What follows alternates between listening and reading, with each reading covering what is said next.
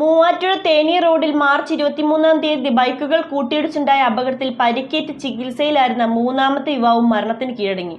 മൂവാറ്റുപുഴ ചാലക്കര സോമിൽ ഉടമയുടെ മകൻ നികേഷ് ഷെറിമോനാണ് മരണമടഞ്ഞത്. അപകടത്തിൽ കുഴിമ്പിത്താഴം സ്വദേശി ഇന്ദ്രജിത്ത്, മൂവാറ്റുപുഴ സ്വദേശി മുഹമ്മദ് കാസിം എന്നിവരാണ് മുൻപ് മരണമടഞ്ഞത്.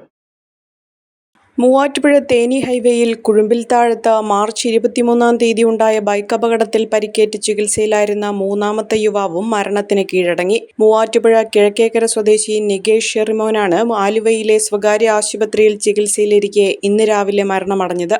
മാർച്ച് 23 രാത്രിയിലാണ് ഏനാനെല്ലൂർ കുഴിമ്പിത്താഴത്ത് എതിർദിശകളിൽ നിന്നെത്തിയ ബൈക്കുകൾ നേർക്കുനേർ കൂട്ടിയിടിച്ച് അപകടമുണ്ടായത്. അപകട സമയത്ത് തന്നെ കുഴിമ്പിത്താഴം മാലിക്കുന്നേൽ ഇന്ദ്രജിത്ത് മരണമടഞ്ഞിരുന്നു. അപകടം നടന്ന ഒരാഴ്ചയ്ക്ക് ശേഷം മൂവാറ്റുപുഴ സ്വദേശിയായ മുഹമ്മദ് കാസിമും മരണമടഞ്ഞിരുന്നു. പിന്നീട് ചികിത്സയിലായിരുന്ന നികേഷും മരണത്തിന് കീഴടങ്ങുകയായിരുന്നു. ആന്തരികാവയവങ്ങളിലുണ്ടായ രക്തസ്രാവമാണ് നികേഷിന്റെ മരണത്തിന് കാരണമായത്. LLB വിദ്യാർത്ഥിയാണ് Nikesh. Mobiles PO junction Muvattupuzha.